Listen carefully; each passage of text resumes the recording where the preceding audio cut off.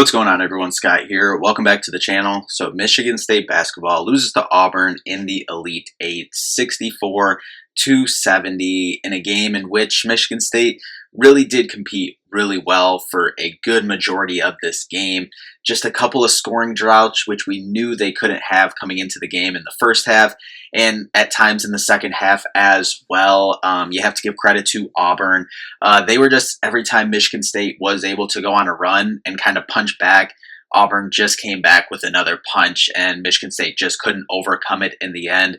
At the end of the day, just kind of a brief overview, Michigan State just too many missed easy opportunities on shots, either, shots in the paint at the basket, which you have to give Auburn credit for kind of altering some of those shots. Some of them were just misses. But missed shots at the rim, in the paint, and then missed three-pointers, wide open three-pointers, some of them. And they were really good looks by, good three-point shooters for Michigan State. They just wouldn't go in the basket tonight. But we're going to jump in here to the recap real quick. But before we do, if you could, hit that like and subscribe button down there. We'll have more Michigan State basketball content on the channel as we go throughout the summer in a couple days, giving ourselves a couple hours here to do this recap. But as we go into the next couple weeks, we'll have a whole recap, kind of the whole season, what the season kind of meant, and then obviously, what, kind of things could look like going into the summer and to way look ahead to next season. But then also Michigan State stuff. We'll have football stuff here. I know it's spring football right now, but obviously it's been, we've been in this basketball, role. So I haven't touched too much on spring football, and also the damper of spring football not having a spring game. So there's that factor in it too, but we're still going to talk about it here as we move into the later spring and summer months here. But we're going to recap this game first, but just make sure you subscribe so you don't miss a video. But first, we will start out here with Auburn. And I mean, you got to start with Johni Broome. I mean, yeah, he's one or two, for player of the year, and you have to give him credit. He's a good player. Went out in this game, was able to come back in, but he finishes with 25 and 14, 10 for 13, 2 for 2 from 3.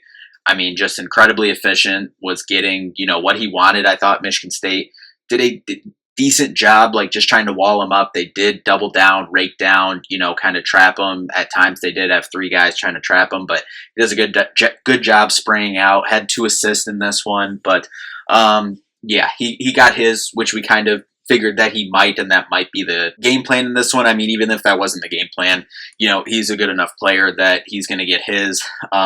But besides that, from Auburn, only one other player, and who I think is their second best player. And honestly, if we're talking NBA, don't get me wrong, Johni Broome is a really good player, and he'll have chances to play at the next level, I think. But in terms of next level NBA talent, I think Todd Pettiford could be their best player. That's why I kind of said it during the game. I think in terms of NBA talent, I think Johni Broome, he's probably the best, at least current versions of all the players on the floor, probably the best player on the floor. But I think when we're talking NBA and like the future, I think he's probably the third best player on that floor tonight. But I mean, that just also speaks about Todd Pettiford, how highly I think of him. Then obviously also the other one, Jace Richardson for Michigan State, but we'll get there. But Todd Pettiford off the bench, 10 points in this one, 4 for 12 from the field, 2 for 6 from the 3-point line.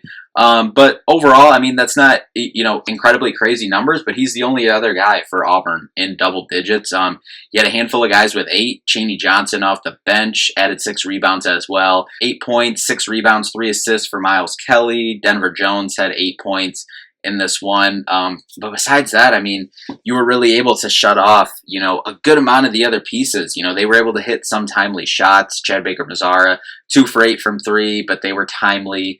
1 for 6 from Miles Kelly for 3. As we said, Todd Pettiford was 2 for 6. So overall, as a team for Auburn, 7 for 25.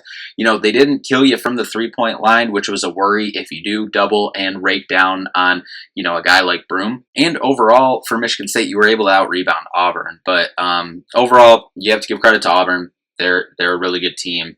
They're well coached. So you have to give them credit in this one. But for Michigan State, there were opportunities. We're going to go through the players here real quick. But Simone Zapala in this one, back in the starting lineup in 14 minutes. He had 2 points in this one, 3 rebounds. Had a block as well. He finished with 4 fouls. I thought he was doing probably the best job, or one of the best jobs from our bigs in terms of trying to wall up Barum, but I mean, there's only so much you can do. Frankie Fiddler off the bench, 9 points, 5 rebounds, and really throughout, this tournament run, he's came in and he's had some good, he's had some good minutes. Like, yeah, he's only been playing like 14, 15 minutes, but he's had some good moments. Cohen Carr off the bench, 21 minutes, 4 points, 4 rebounds in this one.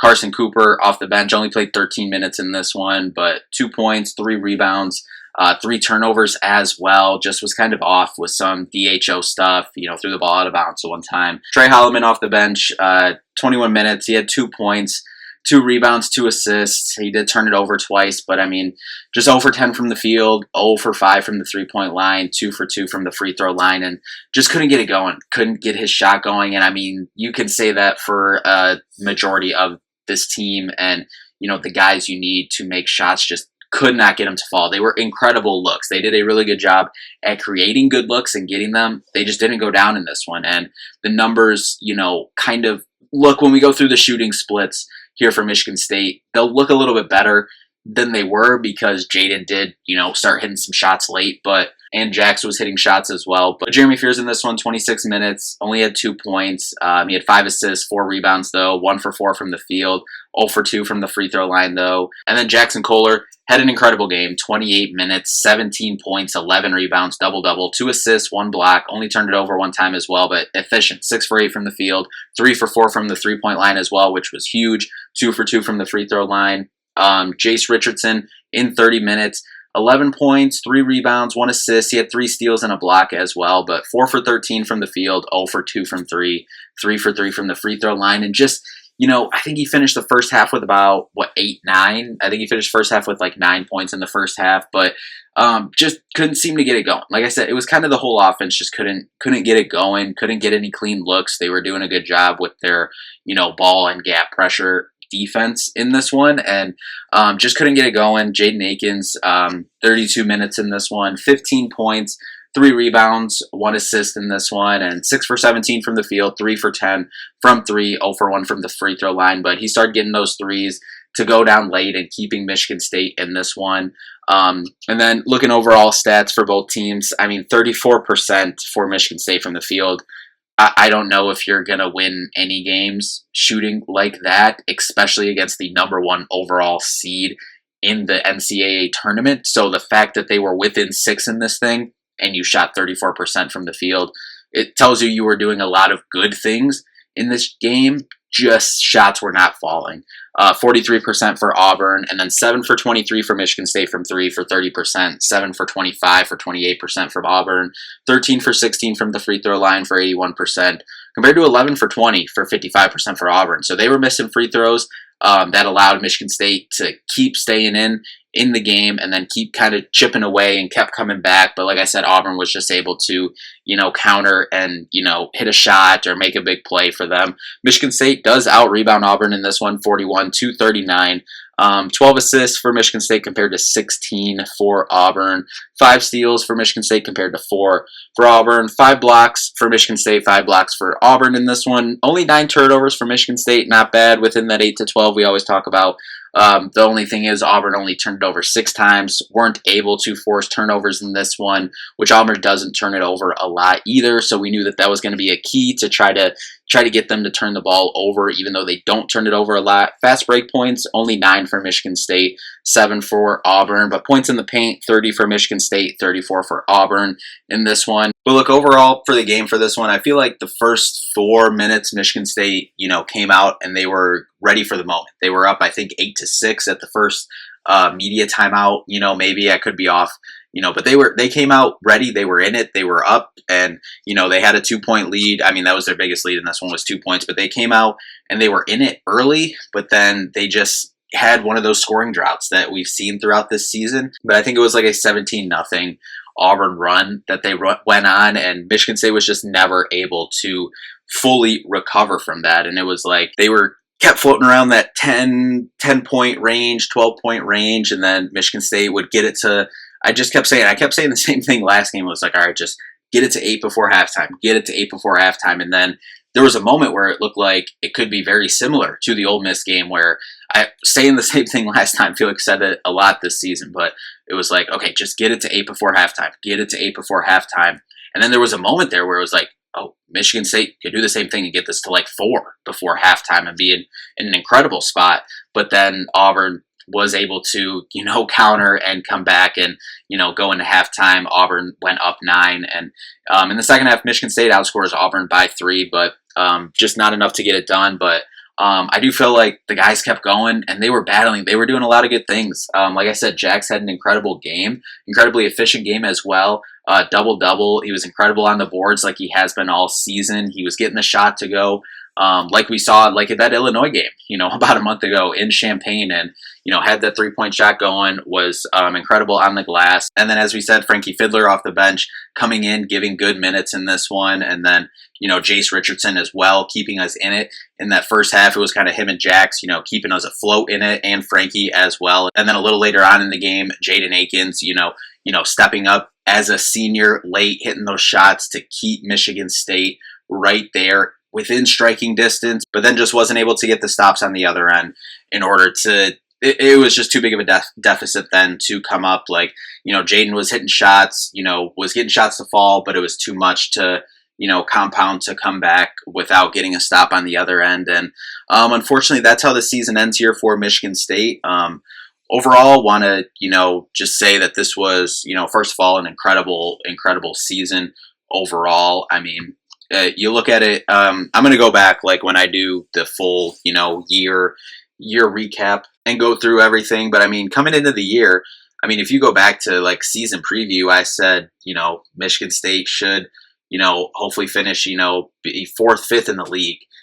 And really that was kind of the consensus across the league. I mean, or across, any, talking head or anyone with an opinion that put it out there was like, the consensus was, hey, Michigan State, they'll, be a little bit better this year, but they'll, still won't be in the top 2 or 3, not going to win the league, and, try to hope for a double bye in the Big Ten tournament. And they end up going and winning the league, winning the Big Ten, win it by 3 games as well, and tie the Big Ten record for most wins in a season with 17, tying it with that incredible Purdue team from last year that made it all the way to the national championship, and then had a really good run here in the NCAA tournament, getting back to an Elite 8 after last year, after getting knocked out in the round of 32 against North Carolina. Tom Izzo says, I'm getting back to a deeper run in this tournament, or I'm going to die trying. He comes back the next year, team wins the Big Ten championship, and then gets back to an Elite 8, and you lose to the overall number 1 seed by 6 points. And, so you were,